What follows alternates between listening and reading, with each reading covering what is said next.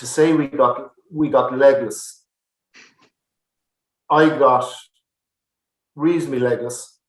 Ben used to drink at that stage, got legless. Spud, literally, I think he passed out.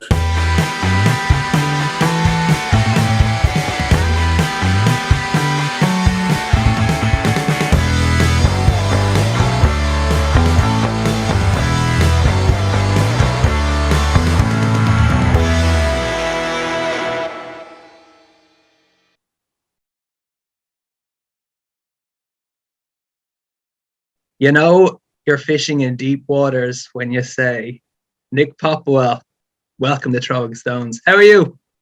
This is your life. I'm very good. Yeah, no, listen, great opportunity. I saw Spuds. I saw the first 10 episodes of Spuds, and I've yet to do the final 5. And then I was at a match with them yesterday. His son and my son were playing for Lansdowne. Sorry, lads, but they just happened to be playing for Lansdowne. And he tells me there's a sequel. So listen, I'll have another look at it. Very good, very good. Well, Nick, most of my research for this episode came from your 1995 autobiography, Poppy, Time to Rock and Roll. Now, there's a bit of a backstory to this, though, because I bought it online and it Thank came... you very much. €1. It came in absolute... I think it was the best-selling book in Vincent de Paul, apparently. Well, it came in absolute mint condition. It had never been opened except for you to sign the inside cover. I signed every cover that sold. I think whatever it was, 60 of them were all signed by me. But it interestingly, it came from France, so I'm not sure. There's a bootlegger out there that in France somewhere that's selling your autobiography. But to kick things off, you went to school in Newtown in Waterford. You're named with some world famous alumni: Sinead O'Connor, Ralph Fiennes, David Roberts, my father. I had to get a dig in on my dad there. He was a prefect, so he was much older than me. I don't know if that. No, I'm 57. I think he must be 71 or 2 now, I think. Isn't he? Very good, very good. We also have Roger Boyd from Newtown. So there's the Protestant co-ed boarding schools are supplying a healthy stream of talent in the 1980s to Greystones Rugby Club. In 1982, you joined Gorey. That's kind of your home club, and things went pretty well for you there. 2 Southeast League titles. You're selected for the Leinster junior representative team. But as we'll learn is a trend in your life, Nick, you don't like to rest on your laurels, and you quickly set your sights elsewhere. In 1984, there's numerous clubs courting your signature, St. Mary's being one, Greystones being the other. Why did you join Greystones? Probably because I didn't realise Mary's were looking for a player, to be honest with you. Why did I join Greystones? Obviously, actually, I think Greystones, thanks to Roger, had an annual match in Gorey. And I think Sonny Kenny was captain at the time.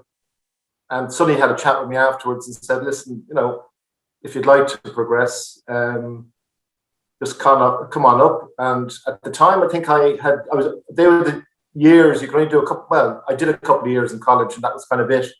So, and that was up in Carlow. So, next step was probably to head closer to Dublin.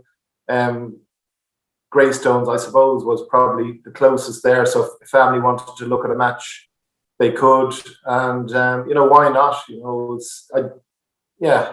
say I was in loads of clubs. I actually wasn't in that many clubs. I was in Gorey and Greystones in Ireland, and then Wasps. And I would have stayed on with Wasps.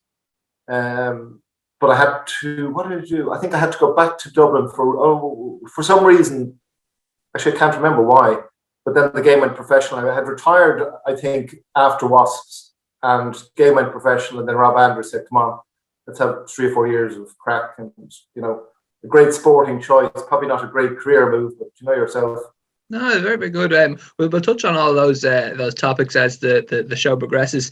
One thing I am curious of, though, is in 1984, you come down to Greystones, you're 20 years old, and you look at some of the names that were in the club at the time: Tony Ward, Tony Doyle, Paul McNaughton, Spud, Johnny Murphy, Pierce Power. How did you fit in with all of those guys when you're just a young lad from Gorey? Very established players in the club time. I'm not great on dates. I don't think Wardy. I think I was there slightly before Wardy. I could be totally wrong. Yeah, no, I think so. I think later in the season he joined. Yeah. Okay. Well, I remember that the first game I played was for the Seconds, and I remember Eddie O'Byrne was the coach at the time, so he gave me a great welcome. And I don't know who we were playing, but I know I was playing with Spud and Pat Ryan, both in Wexford now. Yeah. Can't remember who we were playing, as I said. Had a good old win. To be honest with you, I was so young. Was I daunted, like suddenly playing for a senior club? No, I just didn't give an SH1T. It was great. And, Spud is there. And I think if you know Spud, if Spud's by your side, sure, there you go. Rest is history. And that's probably a huge element of probably why I just fitted in straight away. And of course the supporters. It's like it's a country club, or it was then. Now it's kind of a suburb of Dublin. But no, it was great. And then the following week, I think I got moved up to the first, which probably a little bit premature. We played Lansdowne away, I think, in a league match. And I don't think my feet touched the ground. I was up against Des Fitzgerald. And your dad, who was a prop, would say a little bit of seagulling, and I suppose quite apt with Greystones, and I think the emblem was a seagull. I was up in the air for most of the afternoon. But then Des became a very good friend of mine, and immediately after the match, as I suppose the game of rugby goes, he said, listen, he could see something. I don't know what, probably enthusiasm maybe. But he brought me in to see Rowley Meats, who at the time he was certainly the Leinster scrummaging coach, and he coached Trinity. And I spent many a night with Rowley and his wife. That sounds exciting, but Rowley is a dentist, I think, just in Donnybrook, and he had the surgery downstairs and upstairs living accommodation. And you'd literally be scrummaging against his wife, and Rowley be saying, "No, your feet incorrect there," and stuff. So just listen. Father Ted wouldn't have anything on it, to be honest with you, but fantastic. Rowley was a great mentor of mine through my life, really. Very good, very good. It's funny you'd said there that Spud immediately took you under his wing and make you feel like you're part of something. 1987, yourself and Spud and Ben McCauley would go to Australia for a year playing rugby.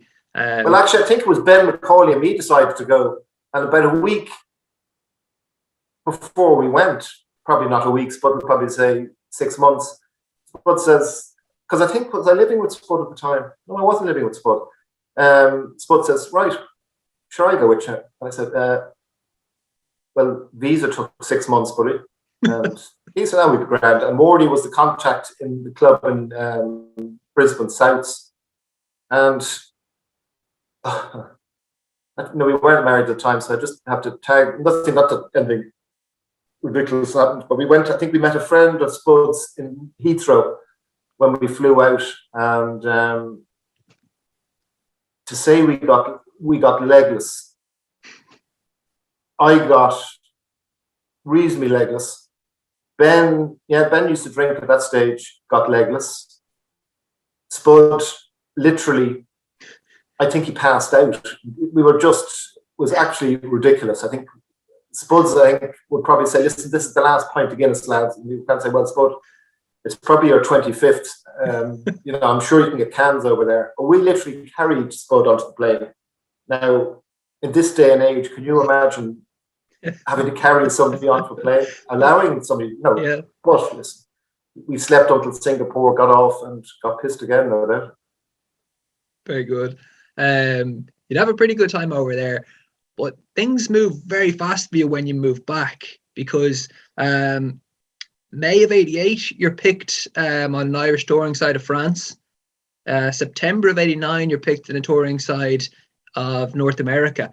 Now I think you played in the North American tour, but it wasn't capped.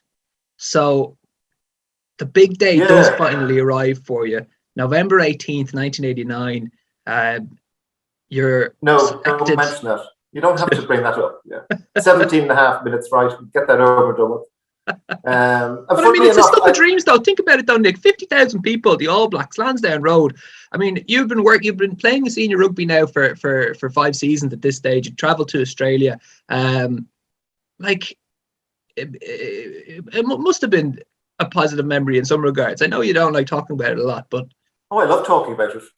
But I talk about it in the context that I've played New Zealand 10 times, and that was one of the 10 times, but I only won once. So I prefer talking about the time we won. But yeah. Oh, you can bring that up. But I left Australia.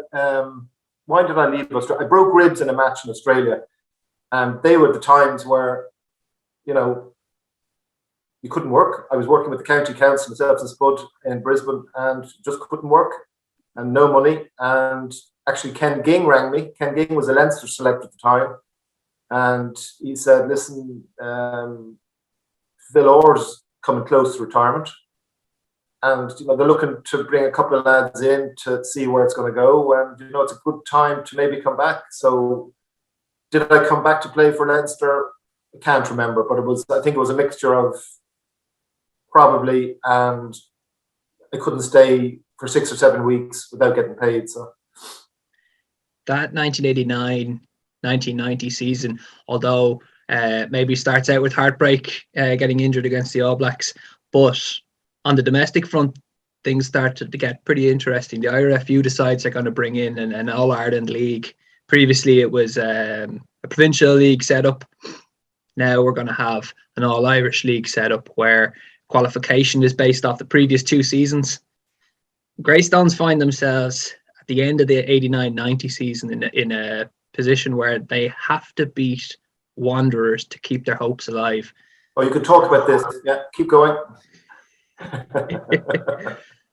Wanderers come down to Greystones. They haven't lost a game. Their team is stacked with internationals. It's hard to imagine now, but it's like the Wanderers side having Caelan Darris, Jack Conan, and James Ryan in the pack, you know. We managed to beat them. David O'Kelly scores a try in the corner at the end to win the match. But specifically, that game sees a try by yourself from the halfway line. I actually have footage of it here. I'm hopeful that I'll be able to show it to you. Was it not from our own 22, no? Well, we'll let the footage decide. Here it is. Here it is. Oh. Jesus, Keezy couldn't keep up with me. I had to run the whole bloody, yeah, typical. I think I might have got dropped. Did I get dropped from Leinster maybe the previous week or two? Because I think I was feckin' angry for some reason that day. But no, that was, I mean, I think you got a glimpse there of the crowd. You know, that was nearly the start of it. Amazing. You know, the crowds, that was good old Dwyer's built the stand, still there today. And funny enough, I remember my mother went to the match, and at the warm-up, I think Spud said, "Is that your mum there being escorted on?" She literally went through a ditch because she didn't want to pay €3 to get in as the cover. So now they didn't arrest her, and they just literally, they thought maybe she was out of a local nursing home, and they brought her to the clubhouse apparently. But that was my initial memory. But the match was just, it was one of those very, very special memories. Yeah. I've only got 2 clips on YouTube. There's that one apparently, and there's one with me hitting a chap, Scott Murray. Scott Murray, against.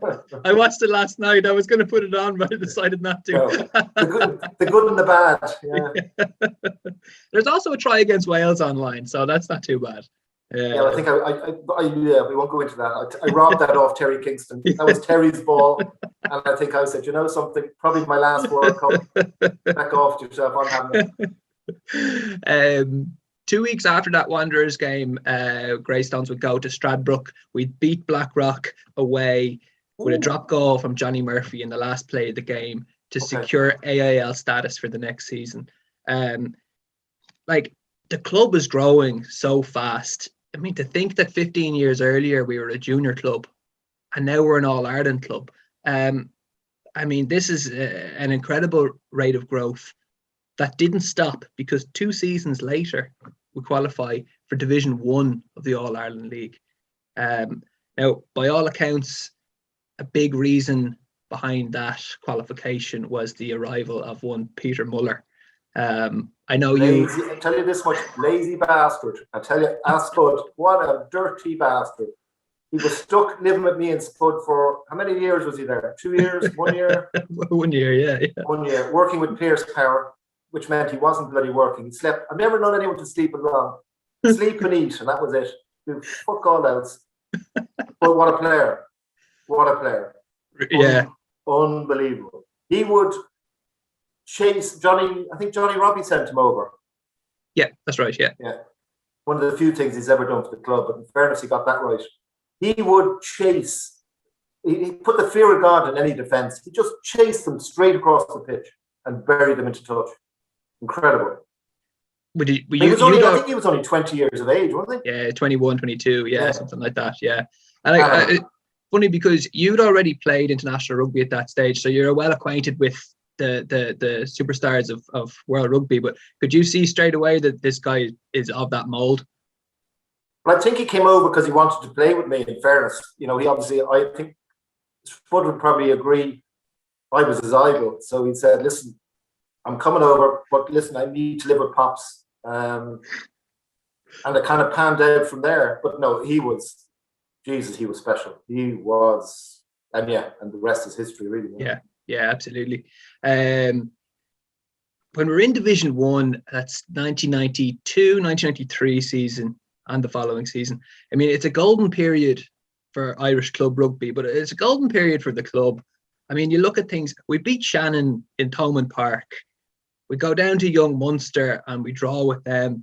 I mean, you had some amazing experiences as a rugby player already at that stage, but like, you know, you'd played the All Blacks, you'd played in World Cups, you'd played in Five Nations tournaments. But I mean, this has to be right up there, like those Division 1 memories in a Greystones jersey.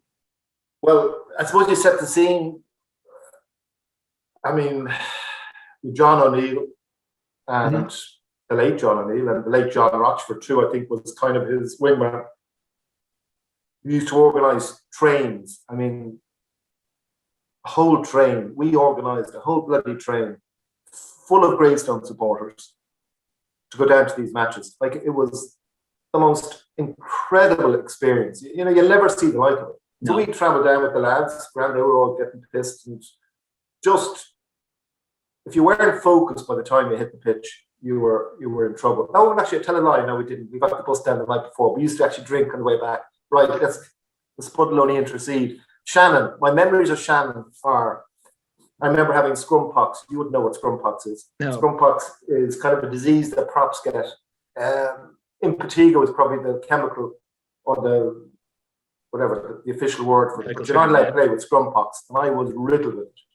So in those days, you know, you played matches and that was it. So I think I shaved before the match to get rid of all the pus on my cheek. And I was putting Vaseline on it in the Jackson. Ginger McLaughlin was there. And I was playing against Ginger.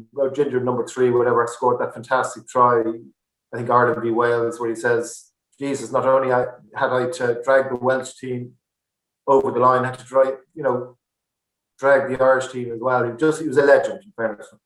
Anyway, so I was putting Vaseline, says, oh, Pops, a bit of scrum pox there. I said, oh, Jesus, I cut myself shaving. He said, well, you're going to get it back with fucking interest after this match, kiddo. So, did we win that match, eh?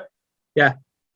Unbelievable. And we came back in the train. That's what I'm saying. We used to go up the night before. Again, fantastic for the club, I presume. I think there was probably some subsidy from the RFU to pay for hotel accommodation. Came back on the train, and Jesus, can you imagine what it's like coming back in the train? Just quite incredible. Then we went down to Munsters. Yeah. I think at the time, John Fitzgerald, but I was playing against John Fitzgerald, Paco. I was sorry, he was probably got the Irish spot ahead of me. You had Claw on the other side. And Spud has probably told this story because Spud has told everything in his 15-hour of whatever he did. I think it was episode 7. So Terry's idea was we go to the pitch, walk around, because we had some young fellas there like Alan Dignam. You know, I don't know if anyone's, I've played in Thomond and I've played blah, blah. This is, you're playing in young Munsters. The crowd are literally going to be on the pitch.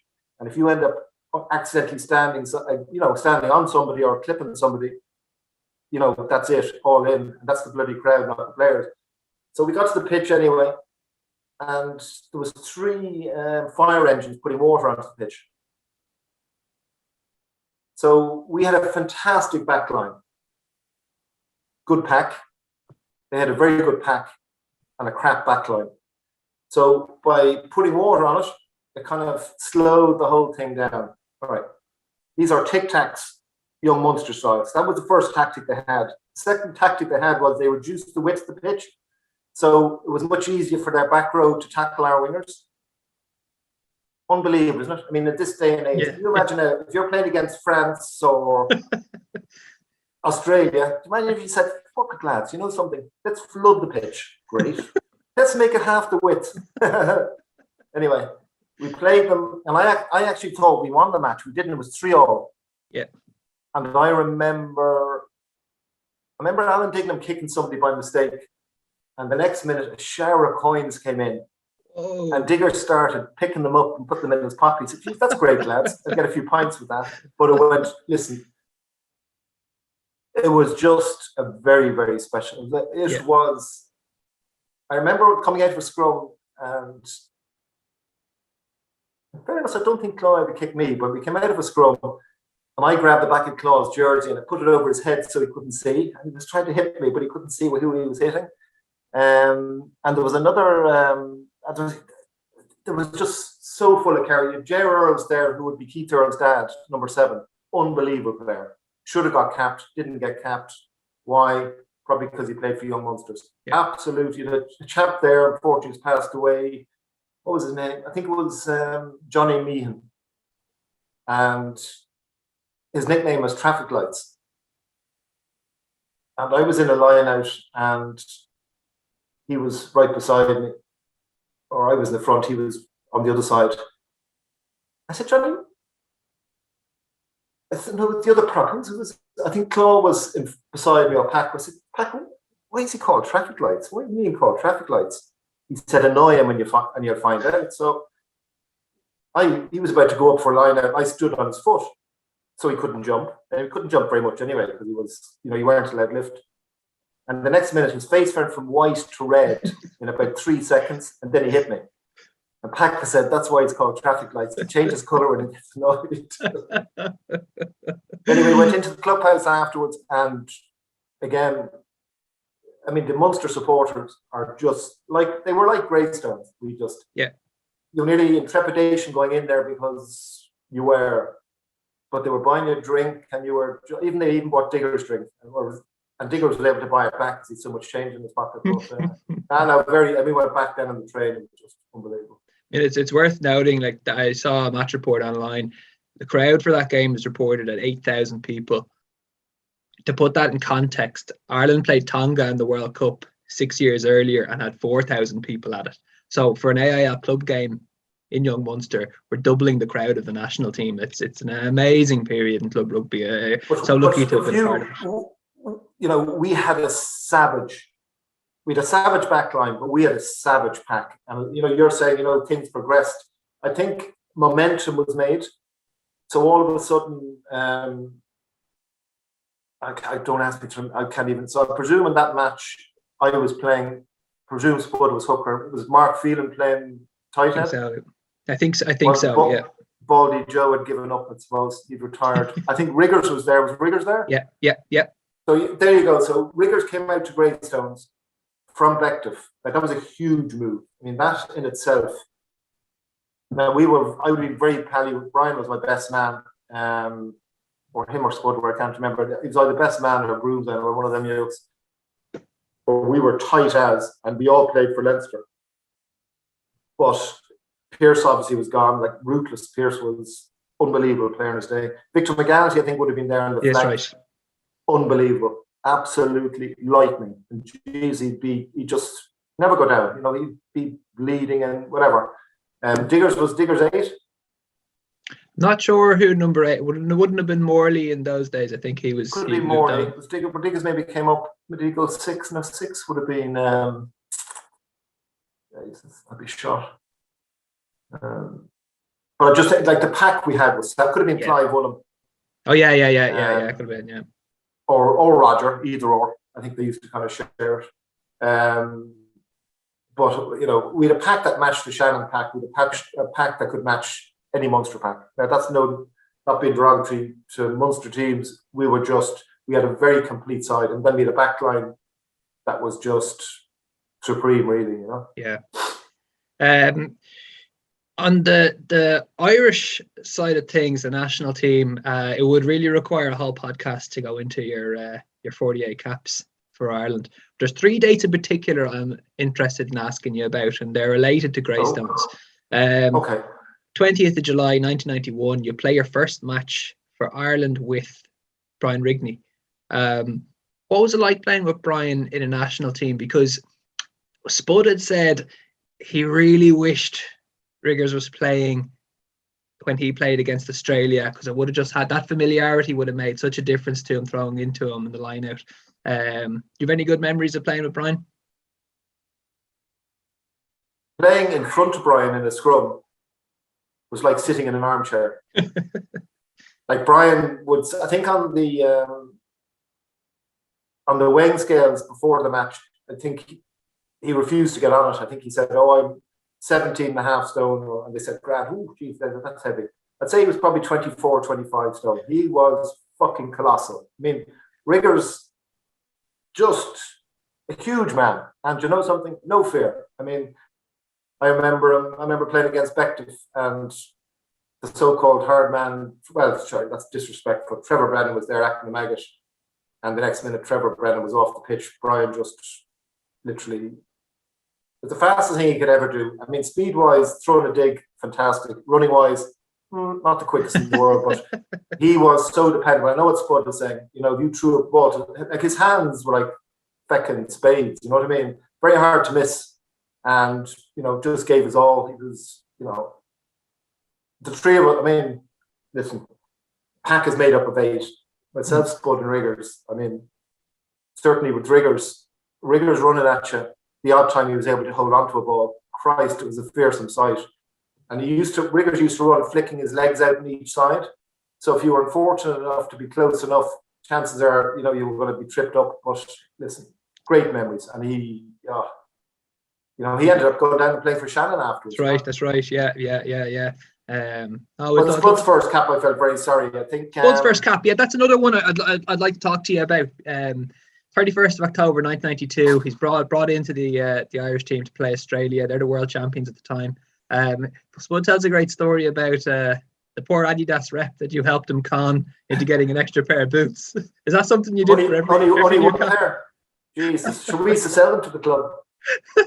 And bandages. I used to go into an IRFU. Bandages at the time were really expensive, and you could all get carried away with boots. But I think a bandage was about a £5. I used to take 40 or 50 of these on a training weekend and bring it back to the club and sell them for €1 or whatever. I think it wasn't euro, a punt probably. So this was drink money.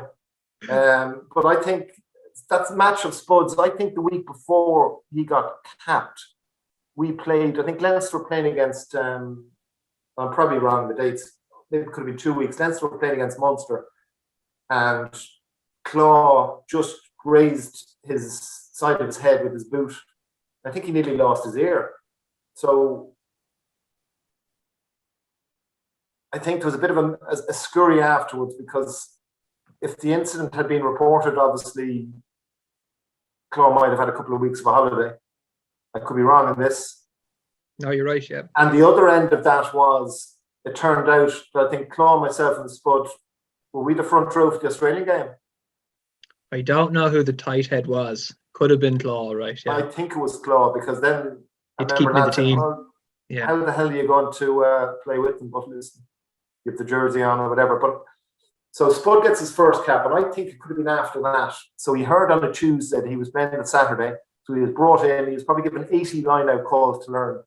8-0, absolutely bonkers. At the end of the day, front, forward, front, back, middle, you know, it's not rocket science, but at the time, we were paranoid with doing all these fucking calls, ridiculous. So, in fairness, you quite rightly said if Riggers was there, it would be great, because you know something, I probably would have said to Spud, listen, throw it at 2 all day long, and you know something, at least we get the bloody ball. You know what I mean? But you know, what can I say about Spud? Best player I ever played with. Really? Oh. Amazing. We'll move on from that. We'll talk about. No, sorry, I do skip. No, you're grand. No, we'll talk about it in a little bit. There's another date I want to ask you about. The last one is 30th of November 1997. It's Reggie Corrigan's first cap for Ireland. They're playing Canada. Bastard. Your captain. He stopped me getting 50 caps. Yeah, you know it. Fucking stopped me getting 50 caps. Well, let's just wind back to the early 90s down in Greystones. When you saw Reggie first arrive, he was a utility forward. He wasn't necessarily a loose head. I coached Reggie. We go back another bit. I coached Reggie and Prez. With Joe Boyle and Simon Doyle. Sorry. Do you regret that? I lived with Joe Boyle, Grumpy Joe. I lived with Joe, and Joe used to drag me out of bed on a Sunday, and we used to go down and coach the lads in the morning. Simon Doyle was the backs coach. Joe was the forwards coach, and Reggie was there as Reggie was second row, I think, and he was second row when he. And if I thought Reggie was ever going to be a prop, I wouldn't have fucking coached him. Frankly, you know? Joke. When Reggie came to Greystones, then he played second row. Yeah. So I don't think I was ever in Greystones when Reggie played prop. No, I think it was after you left he moved to the front row. And did you see that he had an X factor in him when he was a young 18, 19-year-old first coming down to the club? No, and he never had an X factor. He was grand. He was like he's what you would call listen, he got the job done. No frills. Only joking, Reggie. You were fantastic. Of course. How many Lions caps did Reggie get? Oh, he didn't. Sorry, Reg. Sorry. I think he was on standby in 05. But I'd say he's still on standby. Reggie, in fairness, I subsequently played some matches, has-been matches over the years, and I must say, Reggie, it's a bit intimidating for me because I'm so far out of it. But Reggie was a real mate. Now he used to just he'd look after me as such. And now Reggie is, as a player, fantastic. Reggie was strong, great set of hands on him, and I suppose being playing in the second row gives you a great understanding of facets of play that a dumb prop like myself wouldn't normally have. So very, very, he was Jesus. Obviously, I'm still disappointed because he could have let me get the extra couple of caps, but this 50's only a figure. When he comes into the Irish setup in November 97, you're captain for the Canada game. 2 weeks earlier, though, you'd played the All Blacks, and it was a heavy enough defeat. Reggie was on the bench and wasn't brought on. Do you think that's a case of protecting him a little bit? I thought I'd protect Reggie, in fairness. I'm just talking about the Canadian match. I think I'm the only surviving Irishman who has never lost an Irish game when he was captain. Very good. Yeah, 100% record. Supposed to say who? Canada and Japan.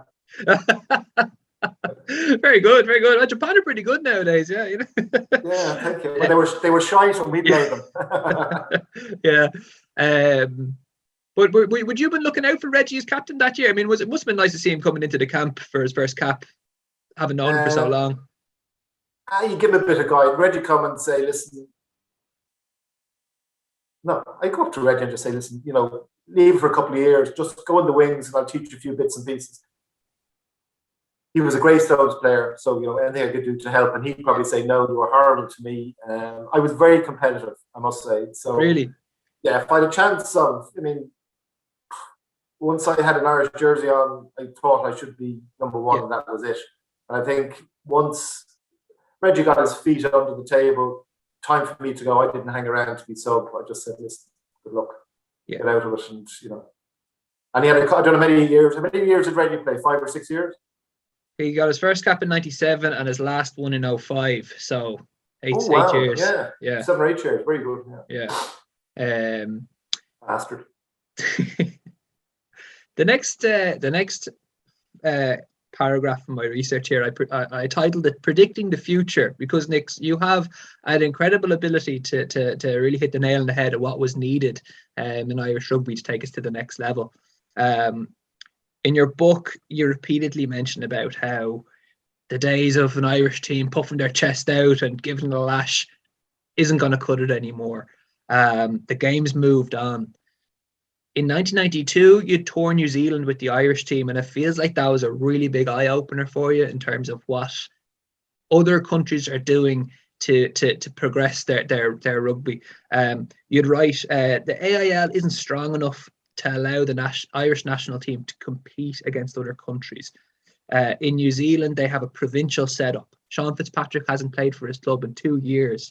And you said that if Ireland wants to get to the next level, we need to operate at a provincial level and we need to play against other European teams. This is in 1992, and you're predicting or recommending basically a Heineken Champions Cup. How did you have your ear to the ground 3 years beforehand? Well, see, props are very intelligent for a start. But I mean, if we wind that back 10 years, when we were in Australia, myself and Spuddy, the club side we played with a club called Souths, and the front row there was Rob Lawton, Queensland, Australia, Tommy Lawton, his brother Hooker, Queensland, Australia, Dan Crowley, tight head, Queensland, Australia. And they were all, Dan was probably 21, Rob was probably 22 or 3, Tommy probably 24 or 5. So they had been brought into academies during school. So, and this was, when was I over there? You're saying I was there in 87 or 6, yeah. 87. Yeah. So, Christ, this was happening. And that was, I suppose, our first touch of it. And then as you got older, you're probably more aware of it, saying, and now look what the RFU have done. Yeah. Basically, people say, what was the turning point of, the Irish winning ways? And others would say, well, you retired and then basically the game improved. So, maybe a change of culture, but certainly the organisation with the RFU is quite incredible. I mean, I have a young fella going through the system. Yeah. Or nearly coming to the end of the system. So at the age of 16, he's been getting incredible advice, training, coaching from the development office in Leinster. And, as I say, he's coming to the end of it now. He's just been dropped from the Irish 20s. So that's why he was ringing me there. I was trying to cheer him up. But no, IRFU have just got the nail on the head. Look, Leinster 67, Bath, what? I know. Bath are struggling, but Christ, that's an away win, which is just huge. Yeah, I mean, we're the envy of the world in that regard. But like you were talking about how in 92 you went down to New Zealand and both of their centres were 110 kilos and our centres were 75 kilos, like streets ahead. But I just felt like that New Zealand tour in 1992 was the game changer for you, where you said, this is what we need to do. That'd be fair to say. Yeah. And in fairness, or not in fairness, we nearly beat New Zealand in the first test, I think. Yeah. We were way up. And I think everyone was surprised. Obviously, they were surprised. Referee was very surprised because all of a sudden, I think he realised, what am I doing wrong here? Ireland are going to beat New Zealand away, and there goes my free lifetime holidays in fucking Cardiff or somewhere. And we didn't lose by much. Vinnie Cunningham scored 3 tries, I think I remember. I know he mentions it every time I see him. So it was so is there chatter amongst the players? Are they saying, geez, we need to do something here to take the national team to the next level? Like, we weren't too successful. Yes. And I think really, Woody, when he came in, he was the start of that. And I remember I had a few sessions at the end and before I kind of kicked the bucket, and you'd always had a bit of banter and stuff. And I remember Woody coming up to me and saying, "Listen, Pops, fantastic. When we're training, though, let's just really keep it tight." And he was dead right. As I said, there was a change of culture, and then obviously Driscoll came a few years later. I think Woody was the start of it. I think he was you know, he was just exceptional in every, you know, he was, and you know, absolutely dogged with injuries, but he got through it all. He got shafted many a time, got through it all, and you know, became World Player of the Year. Yeah, changed the culture. We'll put a pin in that because we'll talk about it a little bit more towards the end. Some sad news though. Summer 1994, you decide you're leaving Greystones. I'm going to ask you why, but first let's just lay out where you're at in July of 1994. You're 30 years old, 26 Irish caps. The summer before, in 1993, you're one of only 2 Irish players to get picked on the initial touring party for the Lions. Also on that tour is Jason Leonard. Jason Leonard's probably the best loose head in the world at the time. You get picked ahead of him in all 3 tests. They move Leonard over to tight head just to accommodate you. You play 80 minutes in every game. On a tour that has guys like Martin Johnson, Jeremy Guscott, Gavin Hastings, Scott Gibbs, Dean Richards, Ian Evans, you're the player of the series. You're playing in front of 47. You're the player of the series. Say it again. Sorry, I like that. Reggie, go on. Say it again. You're playing in front of 47,000 people in Eden Park. You're playing against the All Blacks. You beat them as well, though you would lose the series 2-1. I mean, it's on Sky Sports. I mean, it doesn't get any bigger than this for a rugby player. It literally doesn't get any bigger than this. And after all these highs, when you come back down to Greystones in September of 93, is it just a little bit of an anticlimax and you're going through the motions with Greystones compared to what you were doing with the Lions a couple of months earlier? I mean, did you just need a change? Is that fair to say? Because a lot of guys will be resting on their laurels there. You're 30 years old. I mean, no one's expecting you to kick on a gear at that stage. I think I vaguely remember everyone thinking, great, Pops, he's done this, done that. He's not going to play for the club anymore. He's going to do something else. Oh. So again, timings won't be great. So I remember watching a match and somebody got injured in Greystones and I came on. I was a spectator, I think. I came on and then I remember somebody saying, fuck, he's league bound now, so he can't. Oh. We have him for another year. I also remember I snapped a cruciate. Yep. Playing for Greystones, which would have ruled me out for a period of time. But I was probably, I think a couple of things in the back of my mind. Why did I leave? Well, I think Reggie was coming up, so I think I wasn't leaving any kind of a sinking ship. In fairness, I was quite the opposite. You know, the club was great, and we had a lot of youngsters coming up the system. I was probably close to retiring because at some point, I suppose you have to work. I mean, I was very fortunate. I worked with John Rochford there for loads of years.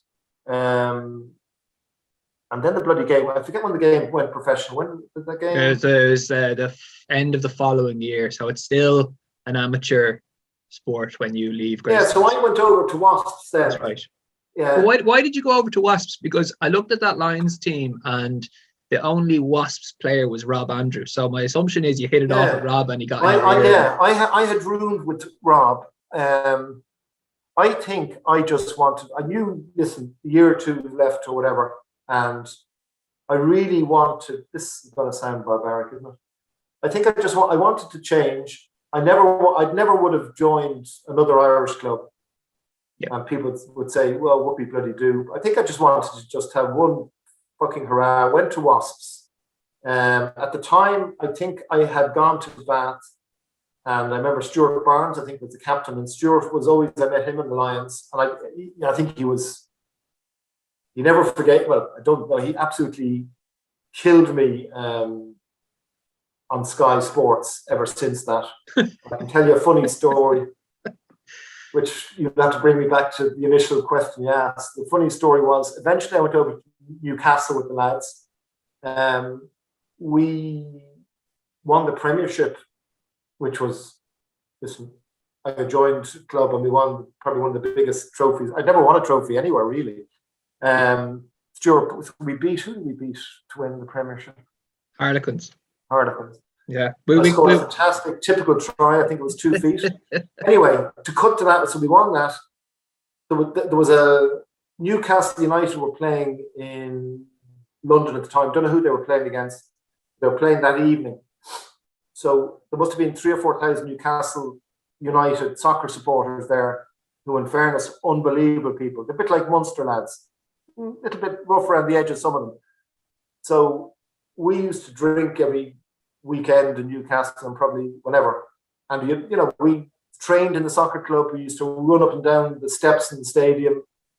We trained with the soccer players in the off season, same gyms, everything was the same. We drank with them. So it was just slightly surreal.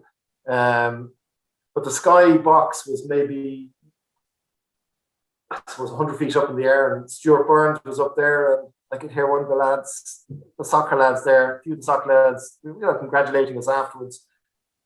One of them just pointed out Stuart Burns' skybox. And the next minute, I'd say 20 of them got underneath the skybox, and it was on, I think, a single pole, and they started pushing it. Now, they only moved it about an inch each way, but when you're 100 feet up in the air, that becomes 2 or 3 feet. So Stuart Burns, I would imagine, shit himself. But then we quieted him down and said, lads, just let's not have a political incident here. They might take away the trophy. So anyway, what was the original question you asked about 15 minutes ago? Yeah, that's okay.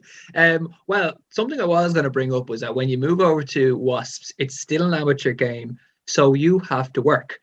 Yes. And this is just crazy. You're up at 4:30 a.m. every morning, 5 days a week. You train with Wasps in the evenings. On Saturdays, you play a match with Wasps. Saturday night, on a plane to Dublin. Sunday morning, train with Ireland. Sunday night, fly back to London, up at 4:30 a.m. Monday morning. How on earth did you fit that in? Like, even you've texted me a few times at 5 a.m. and the other day I saw on WhatsApp you were last online at 3 a.m. Do you sleep? I run 4 days a week at 4:30 still. Nuts, in the dark, on the road. Why not? You know, it's over and done with. Body clock is all over the shop. Go to bed at 9 or 9:30. So listen, yeah, nuts. Doesn't. Were some of you thinking though, God, I wouldn't mind working in Argus now, clocking in at 9 o'clock with a cup of coffee. When you're up at 4:30, all of a sudden to work in a stock. No, it was different. I mean, I was up at 4:30 because it took probably an hour. I think we started at 6, so it would take me an hour, and then I think the market, I was selling German buns, so the market, I think the Asian market probably shut at 5:30 or 6. This sounds all very technical, by the way. I was probably making coffee there and photocopying, but that was the gist of why we started so early. And the other end of it was, I mean, Thursday night we all went out drinking. We just slept in the office. You always had a spare shirt in the office, so you didn't go home on a Thursday. You just drank, back to the office, slept, changed your shirt, and then it was Friday. So, you'd said you actually retired at the end of that year. I didn't know that. I thought that you'd signed for Newcastle straight away. So what was the story there? I think in my own mind I was retiring. Yeah. And I actually remember somebody from Greystones flying over to talk to me to see would I come back to Greystones. Okay. Heaven forbid, maybe coach or do something. Willie, I think he's passed away. It was one of the business heads there. I'm very disrespectful. Willie Dunn. I think Willie Dunn was, and then the call came from Rob saying, listen, we're heading up north. Dean Ryan, Graham Child, Steve Bates, and myself. You fancy doing it? And I said, I think I thought about it for about 30. No, I didn't actually. I thought about it for a few days. And I said, you know something? Let's go for it. 3.5 years. Money-wise, good money, crap money now. You know, they'd probably a month's wages now. But it was, you know, at the time, you know, things were different. So were you quitting? You were quitting your job and you were going to be a full-time rugby player for the first time at 32. Is that right? Were you working in That's why I Newcastle? left Wasps. So yeah, now you're getting there. So right, so we signed papers. We signed.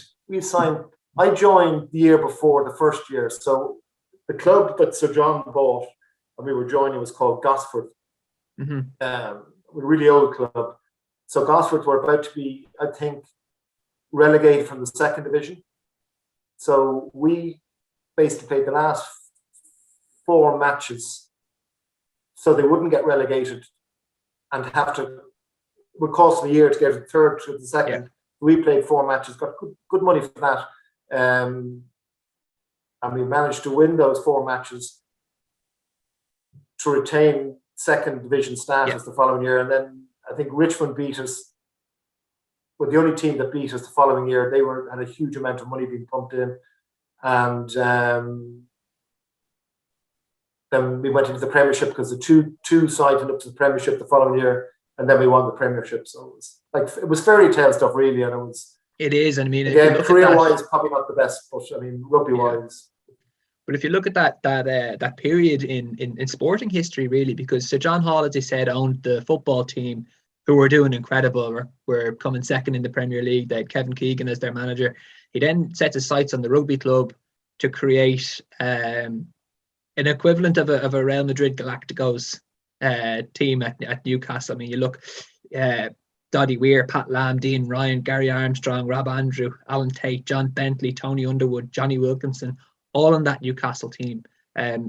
You're one of the Galactico props that's brought in. I don't know if that's an oxymoron, Nick, but I don't know if that's a good thing or a bad thing, is it? I thought Galaxio was an ice cream. But what was that like? I mean, again, this is an entire other podcast that you could do on you signing a professional contract. But I'm just curious, was there pushback from the IRFU because they opposed professionalism? So I assume they didn't want you to sign a contract. Well, I didn't tell anyone. I mean, the only person I told that I was going professional was Ned Van Esbeck. So I had told Ned, I said, listen, hold on to this because in fairness, Ned was the biggest Horlicks to me over a long period of my lifetime. But then we kind of met up in the Lions, and I was really the only one playing in test sides in the Lions, and we became best of buddies. And myself and Sean Diffley, and there were some very good, really good reporters there that really had the love of the game, and they were interested in not causing ripples. They were positive, and they just Kieran Rooney was another one. They were just decent. They weren't looking for angles. And what was the question again?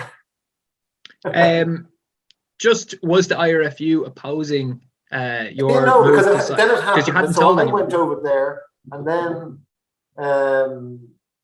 I think Woody went to Harlequins the following year.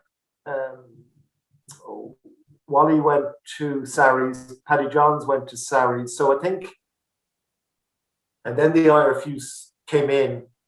So we got a year being paid probably before the Irish boys did, and then, but there was no listen.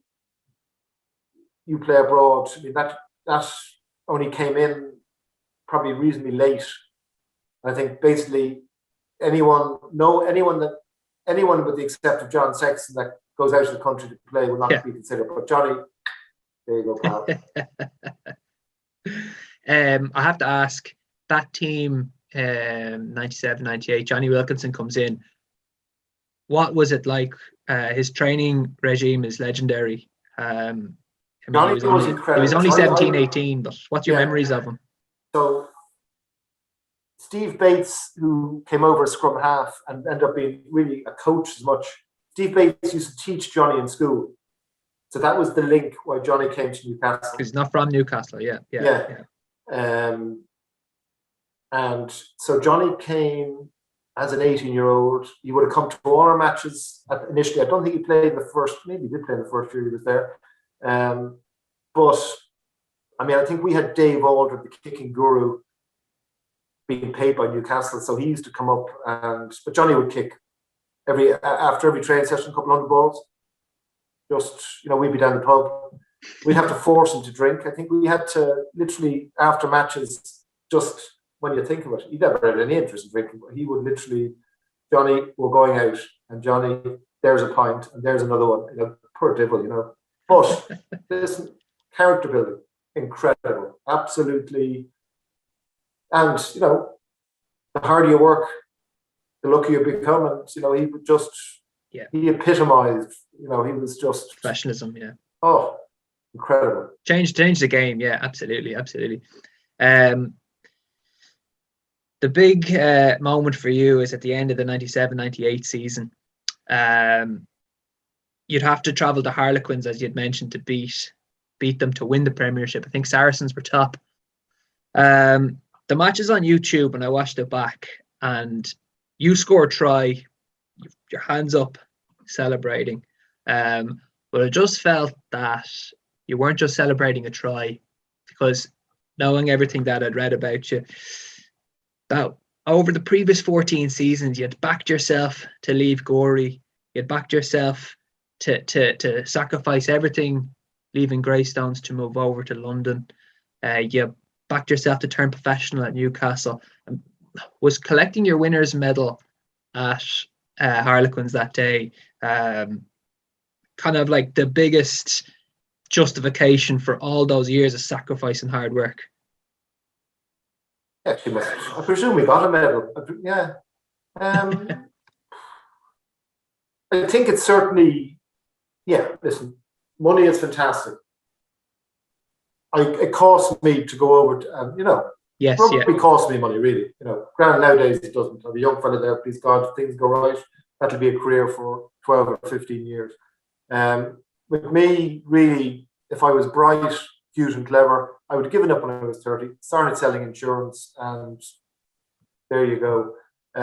Hugh, I think I always wanted to, I think, and not in Greystones, like Greystones, we had fantastic there. With Ireland, when you're playing against, by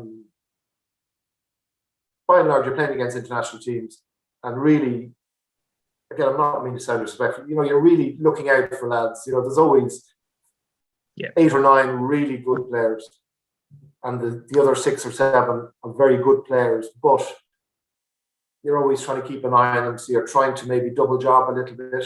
I went to Newcastle, and I mean, I was there. It was like, you named the team, and then you had Ross Nesdale joined, George Graham, or the late Paul Banzenfleet, Dolly Weir, second row, Gareth Archer from England, back row, Pat Lamb, Pat Lamb, Richard Arnold, Dean Ryan, you know, look at me sideways and I'll kill you. And you had Gary Armstrong, incredible, Rob Andrew, stroke Johnny Wilkinson, Tatey, centre, Graham Childs, a little bit, Tatey, Twigamala.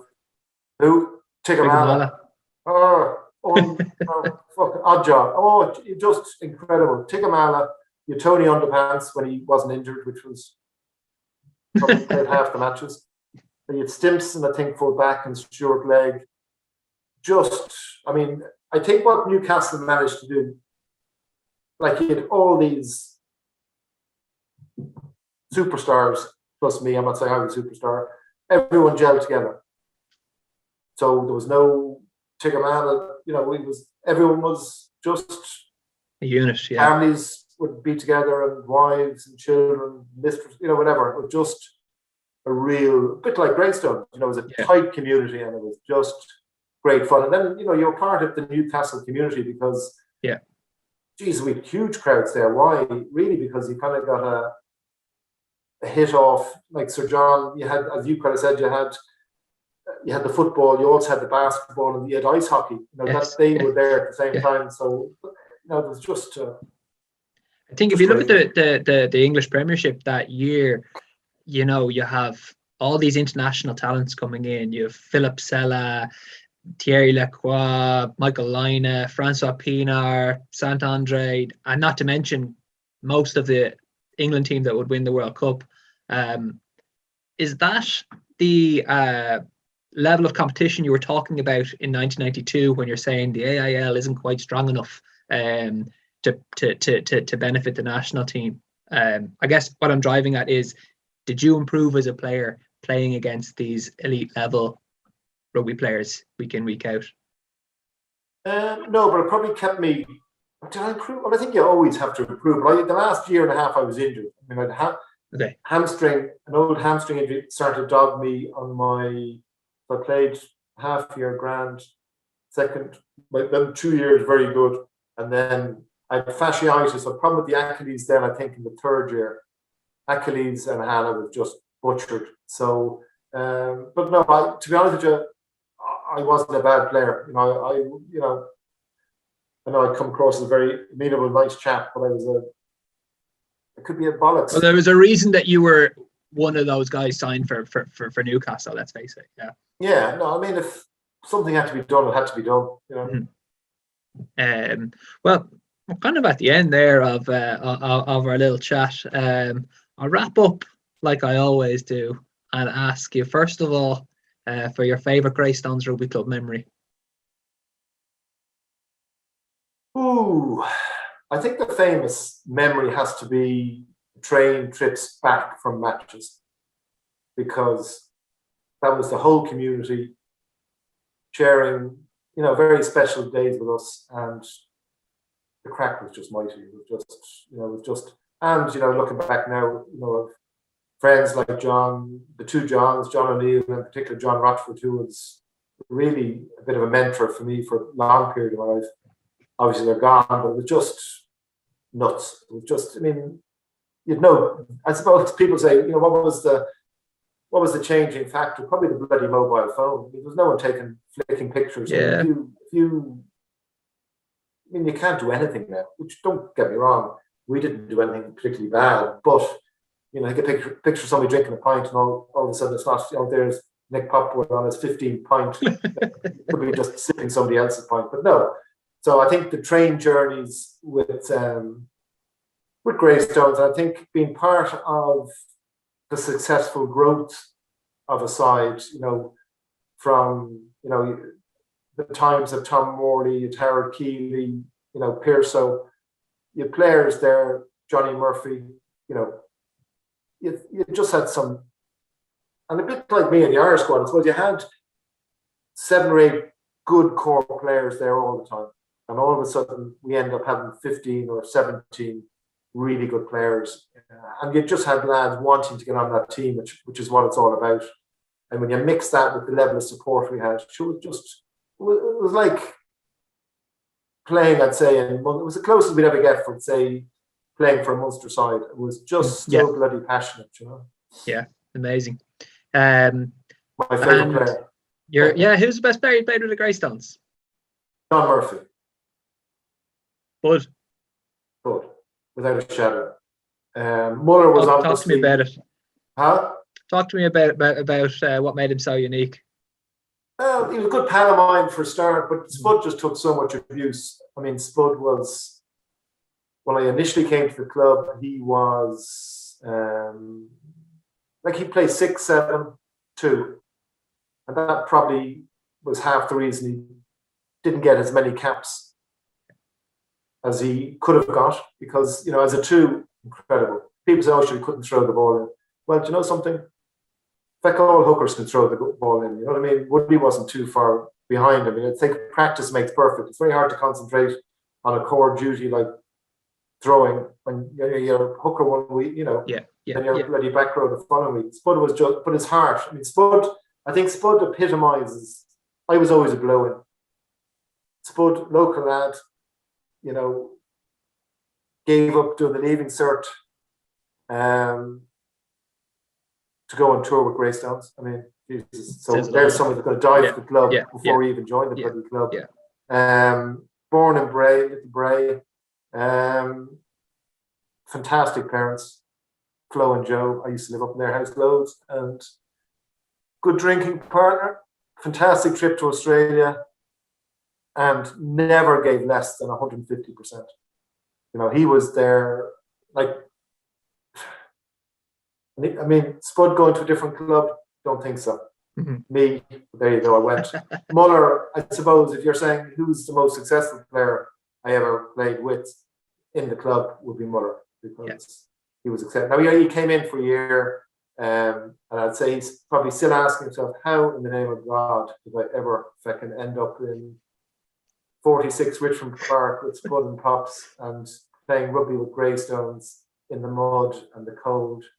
But I think he was kind of touched by the level of support too, and being such a miserable prick, everyone bought him drink. He was just beyond. But again, he rings me every now and then or emails me.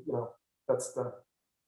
But Spud, and I can go through. I mean, you look at I think you've listed them. Wardy was obviously superb. Tony Doyle, Tony would say was the best scrum half ever to play for Ireland. Both times he played, and Johnny Murphy, and Victor McGanity. You had, you can go on the Keysies. Alan Keys, superb fullback. So I'm just going to have to get my oil bill down. The next Phil from Glen Fields. Who else? Hubie Gallagher. Hubie, who's everyone knows Hubie now in our age group because he deals with prostates. Ivan Power was there. It's just beyond. Mick Carney, fullback, incredible player. Paddy Madigan, hooker, came from Lansdowne. There you go, Lansdowne player to come to us. And that's another fuck up for Spud. You bring in a player like Paddy, hooker. How disrespectful is that really? He should have been told there's no room. Paddy, great fella. There's 2 kids by my young fella in Lansdowne now, but Spud, you could kick Spud all you like. He was there. He'd be the first to train, last to leave the pitch. Never let you down. Once he was 60% fit, Spud would always play. Yeah. I better mention Clive Woolen too, because he gives me coffee every time I go to bed. Can you hear Clive from Wexford on Saturdays when Greystones are playing? I was going to be disrespectful to Clive and say why he's called the decoy, but I won't because everyone knows that story anyway. So. Clive, where did Clive come down from? Dolphin? He came down from Dolphin.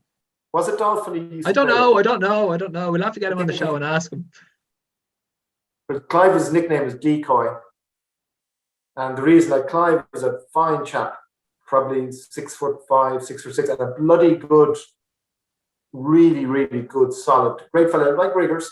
Clive behind you, no reverse gear. That scrum wasn't going to go back. You only one way to go, forward or up with the Seagulls. But the harbour people in Dolphin used to say, decoy, why? They put Clive in the front and then they throw the ball as far away as possible. From wherever Clive was, the ball was never going to go there, which was cruel because he was a fantastic number 2 jumper. There you go, Clive. I kind of dug myself out of that one. Yeah, you sure did. Yeah, well, Nick, that kind of sums everything up today. Thanks so much for coming on and talking to us. I have to say that objectively, you are by far the biggest success story Greystones Rugby Club has ever produced.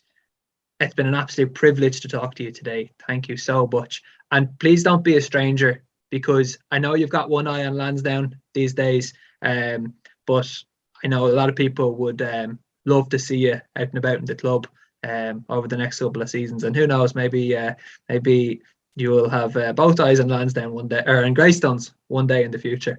Yeah, I know. I mean, it's deplorable, I suppose. I mean, kids-wise, great. Great having kids. When I'm living in Wexford, very hard because between work, and then you have kids playing GA matches, your kids playing, they're doing everything. But listen, I've no excuse. I think I've been back to Greystones 3 times in the last.